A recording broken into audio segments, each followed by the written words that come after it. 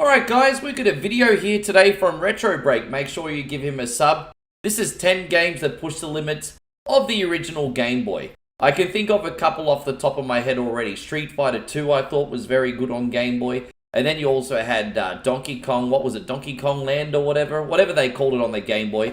But especially when you upscaled it on like the Super Game Boy or the Game Boy Color, they really did look like something else. And so, yeah, it'll be interesting to see what he comes up with today, and I'm looking forward to going through the list.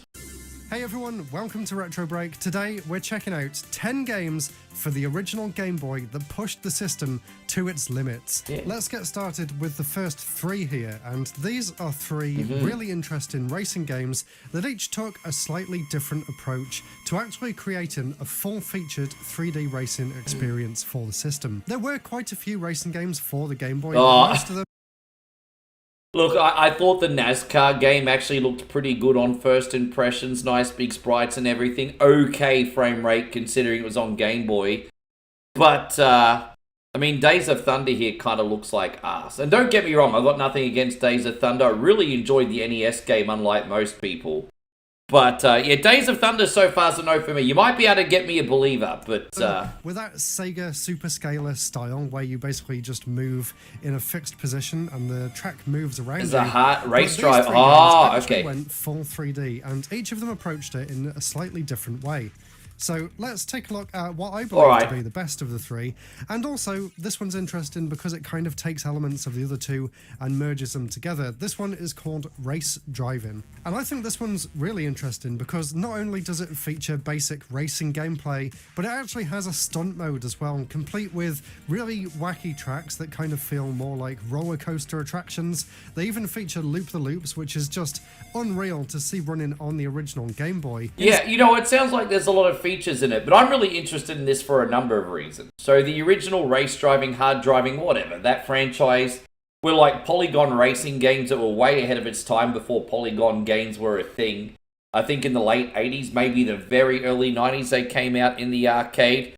You had some home ports as well, like the Sega Genesis version. I think that was like one of the lowest ranked Sega Genesis games. I rented that for one weekend. It ran like ass.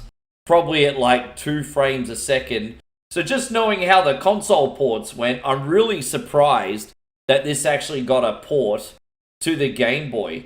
And honestly, considering it's a 3D game, it doesn't look that bad. I mean, it's probably not something I want to dive into, but for the system, it does look pretty good. In some ways, it was way ahead of its time. This is actually a fully featured 3D game. You can reverse, Sure. You can angle wherever you want. You're not on a set fixed track. And although, yes, it looks awful blown up on a big screen like I'm showing here on YouTube, when you play it on the original Game Boy system, it actually doesn't look that bad at all. And the interesting thing about this racing game on the Game Boy in particular is the interesting way in which they attempted to do textures on the 3D polygons. Right. They actually used a lot of dithering to kind of differentiate the different areas of the track. So although it kind of all blurs together in one big dithered mess on a big screen, when you're playing it on the original handheld, it is actually surprisingly playable, and I was very pleasantly surprised. Yeah, look, it does look pretty good on the handheld in comparison, but the one deal breaker for me on this game is the frame rate. I mean, you know, even games like Star Fox and those FX chip games on Super Nintendo, they were so fun at the time, but now we're spoilt with like 60 plus frames a second. It's a little bit hard to go back to these. With that being said, he's pretty convinced it's fun to play. Maybe I'll have to pick it up myself and give it a try.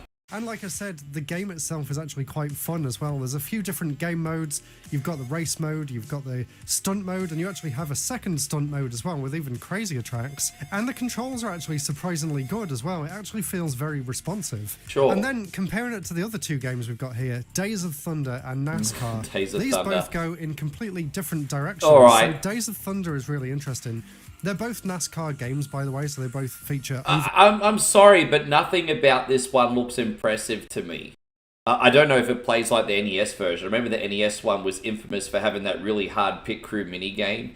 But at least everything looks like a track. This kind of looks like a couple scribbles, like a little bit of abstract lineage here. It doesn't really look like a convincing NASCAR track to me.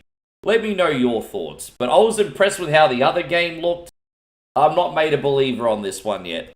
full circuits, and they're a lot more limited in scope than this one. But Yeah, the it's difference arse, between bro. these two is still very interesting. So the Days of Thunder is an interesting one because this one's actually made completely out of wireframe graphics. And it kind of reminds me of the 3D games that I featured in my Virtual Boy video, where there aren't really any textures at all, and you're just having to use the wireframes to try and figure out where you are in the world.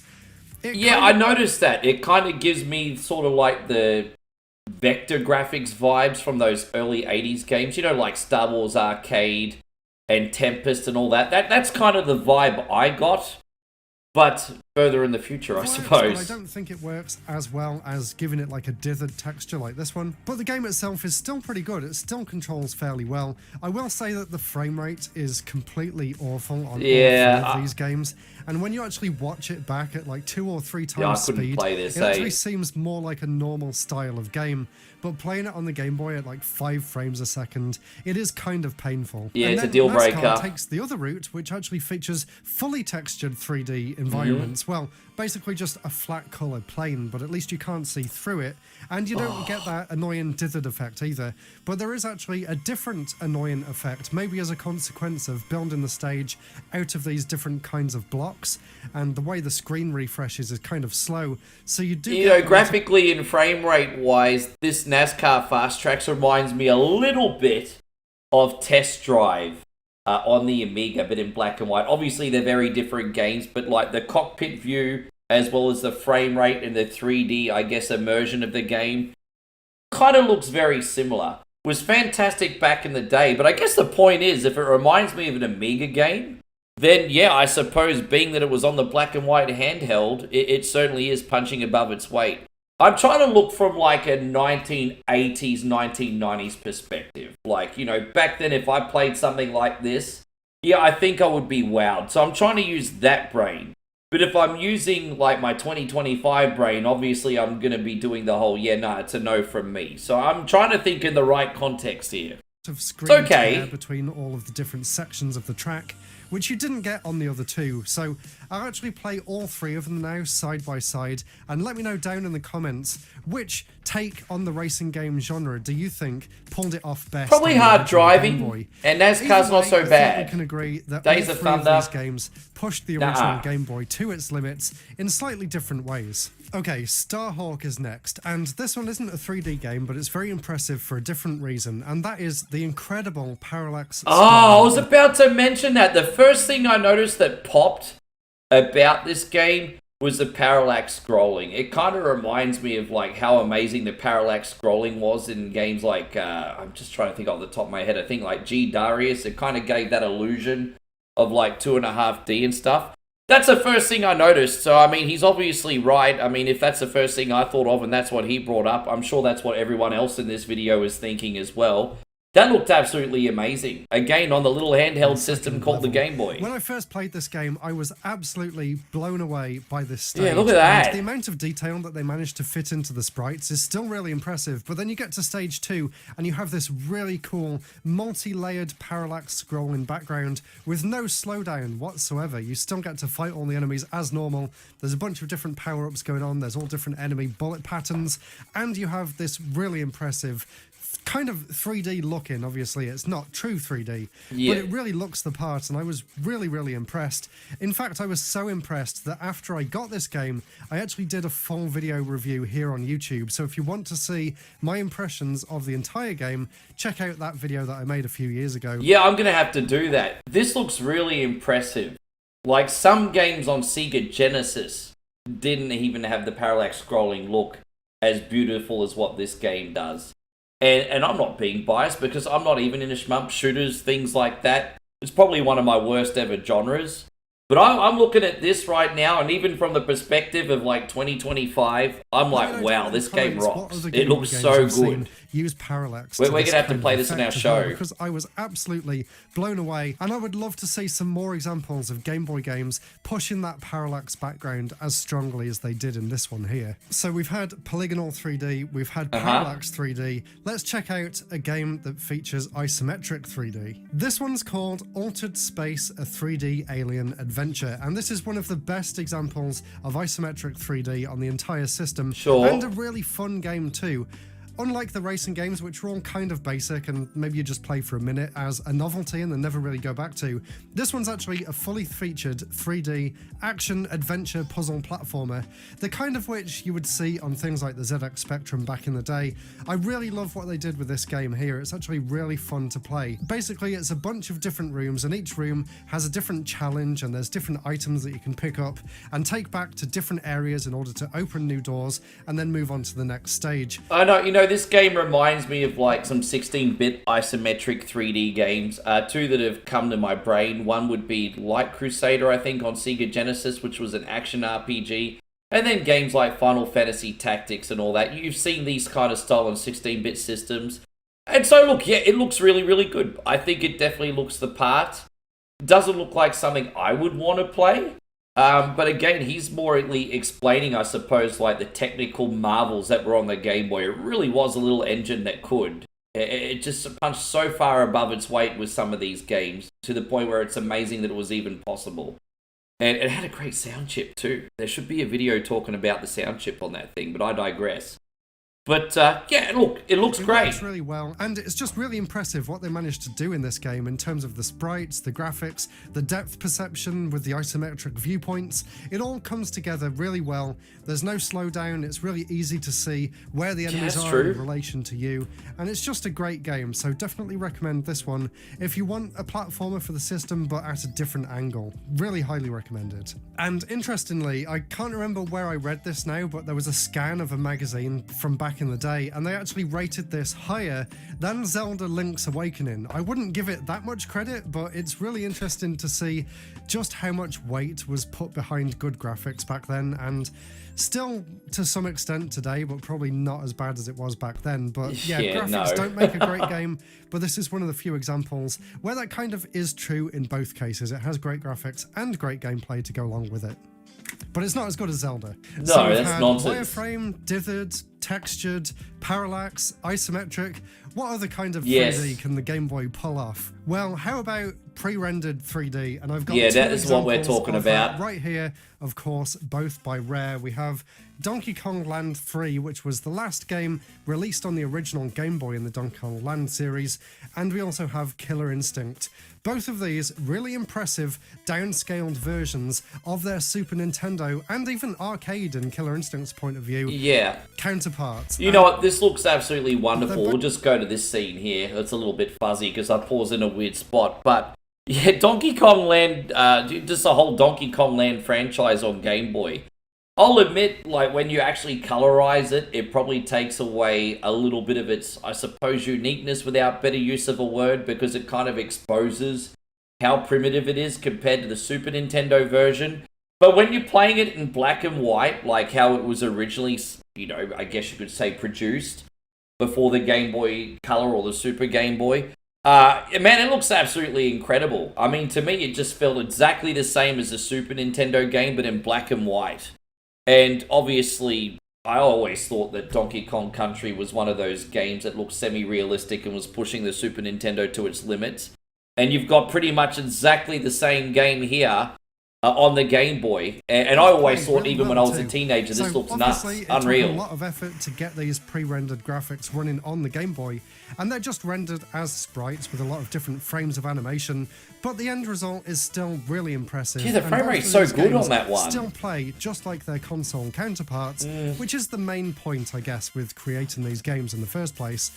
So, I actually grew up with both Donkey Kong Country and Donkey Kong Land, and I remember actually enjoying both of them equally as much, and I really don't think the downscaled graphics impacted the gameplay that much at all. Yeah, you know what, I'm going to say this. I think gameplay-wise, Killer Instinct here actually looks pretty good in the gameplay. It's got good pacing, frame rate, and everything. But to be honest, I disagree with you on how good this one looks like. I kind of think it looks like ass. So you also had like the Mortal Kombat games, which looked pretty good, but unfortunately they didn't run so great. And then you've got this, which looks like it's running amazing, but doesn't look so great. So for me personally, with fighting games, I really thought Street Fighter 2 on Game Boy looked the part and played the part as well. So if I had to pick a fighting game that punched above its weight, for me, it would be the Game Boy version of Street Fighter 2. But hey, let me know what you think, guys. especially if you play this game on the Game Boy Color instead of the original Game Boy, because the background and the sprites are actually then featured as two different colors. And the same applies for Killer Instinct as well. It really does help to differentiate some of the slightly muddy pre-rendered graphics with the backgrounds, which are also incredibly detailed on these games. So yeah, play them on the Game Boy Color if you can, but if you've only got an original Game Boy, or if you want to just experience them the way they were originally intended to be played, I really don't think they are as difficult to pass as some people may say they are. So yeah, really impressed by both of these. I think Rare did a fantastic job of downscaling them onto the original Game Boy. So definitely check out all of the Donkey Kong Land series and also Killer Instinct if you want to see what some 16-bit ports onto an 8-bit system can look like. It's very impressive stuff. Now this next one's an interesting one. This is Pinocchio by Disney Interactive, and you probably know them for their SNES and Mega Drive games, which look incredible, and they feature almost like cell quality animations. Well, yeah, you know, this kind of looks like your typical really run-of-the-mill Sega Genesis I played this game, platformer. I saw that exact black and white. Same smooth animation style. And the really interesting thing about this Game Boy game, and maybe this is just me coming up with some concept that isn't entirely true, so let me know down in the comments below whether this is or not, but as far as I know, and take this with a big grain of salt, but the original console versions of the games were made using cell animation that was then scanned into a computer and turned into sprite work, or kind of downscaled into sprite work. And then what they did for this Game Boy version is actually take those same sprites and scale them down even further to fit onto the Game Boy. So in some ways, you're actually looking at a Game Boy rendition of original hand-drawn cell animations. And I think... Okay, yeah, that's pretty impressive. And, I mean, I've always been fascinated with Disney games in general, at least on the 16-bit systems, because I always felt like, for the most part, they followed their movie or cartoon counterparts perfectly. My favorite, obviously not digressing too much, is Aladdin on Sega Genesis. I always felt everything looked and felt and had the atmosphere of the movie. I thought it was absolutely fantastic.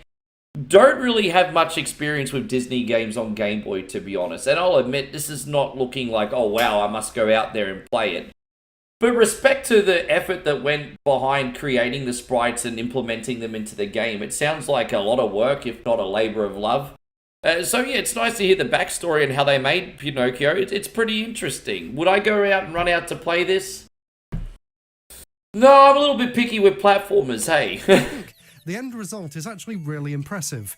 It is certainly a lot smoother than a lot of Game Boy games of that era. It's a bit floaty. And it's just really cool to see that amount of attention to detail put into such small sprites on the Game Boy. Let's take a look at another isometric game next. This is Marble Madness, and I think this is a brilliant port. Obviously, it's still an 8-bit game in its original form too, so it's not as impressive as some of the other entries here, but it's a great game and it plays really well on the Game Boy. The graphics... Yeah, you know, I think it looks pretty impressive, to be honest. I mean, I play this all the time on NES, and obviously being in black and white on the Game Boy, it's going to be a bit of a downgrade, but immediately, what I've noticed is, yeah, sure, it's just a marble game, but wonderful, like, blocky 3D graphics in this. And one thing I also noticed, which is really important, is that the frame rate in this actually looks really good. It seems to run pretty smooth, it's not choppy. And so straight away I look at this and I'm like, yeah, this looks like a pretty good port, to be honest. Look great on the system, and the controls and the physics work exactly as you would expect them to on their home console counterparts. In fact, I feel like this is a little bit easier to play than the NES version. I hope so. I managed to get a bit further in this one than I usually do. But yeah, easy recommendation. It's a simple game, it's a classic for a reason, and it's really cool to see running on the Game Boy too. And finally, of course, I know a lot of you saw this one come in, we have X, which was actually made by the same development team as the original Star Fox game on the Super Nintendo. Right. And I have to admit, I have no idea what I'm supposed to be doing in this game. The tutorial just seems to go on forever, and I was really hoping for a Star Fox style into the screen shooting game, but this seems like a lot more in-depth. There's like a bunch of different systems. I don't really know what's going on, but the graphics are impressive. I mean, it kind of looks like one of those old 3D games, again, like Star Wars Arcade, Battle Tank, that kind of style. There was a few games like this on the Color Mac as well. I've forgotten what they're called off the top of my head, so I'm not really making a great argument here. Let's have another look at the frame rate in a second. Graphically, I think it's looks pretty good. The thing is, it's deceptive, because the early vector graphics, again from like the late 70s until like the mid 80s, gave the illusion of games looking more futuristic and high-tech than what they actually were. And if you were to do a space game, using simple geometry and shapes in video games could really pull off a wonderful space experience, especially with a black background and just adding stars and things like that. But I feel like you were kind of limited to those like space-like experiences, if that makes sense. And so here you go, you've got like a space-like game, you've got like these sort of like, it's not vector graphics, he said, what's it called? Scanline? Whatever he said it's called, but it's that same style, right? But if you were to do like a different genre, like a platformer or something in this style, for example, it wouldn't work. So as I said, the geometry in these kind of games kind of makes things a little bit deceptive, if that makes sense. There's wireframe 3D graphics. Yeah, wireframe, kind of like excuse that me. racing game we saw earlier, but a little bit smoother. And from what I can tell, it's very competently programmed. But honestly, I have no idea what I'm supposed to do in this. Sure. I think there's an English fan translation out there online these days. So maybe I'll go and actually revisit it in English and actually get past the tutorial for once, because I've tried several times and I have no idea. Google Translate, mate. I just keep future getting tech. shouted at by this Andros-style floating head. So let me know in the comments if you've ever played X before, or if, like me, you're only morbidly curious because it was made by the developers of Star Fox. And there we go. That was 10 games for the original Game Boy that pushed the system to its limits. Yeah, hey, that was a wonderful video. Hey, I want to thank RetroBreak once again. These videos take a long time to make, so make sure you please giving RetroBreak a sub. This was a very good video. And give us a sub as well, guys. Let us know which one impressed you the most. And maybe let us know what Game Boy game was missing out from this list. I appreciate you guys watching. Hope you all have a fabulous day. We'll see you on the next video. Take care, everybody.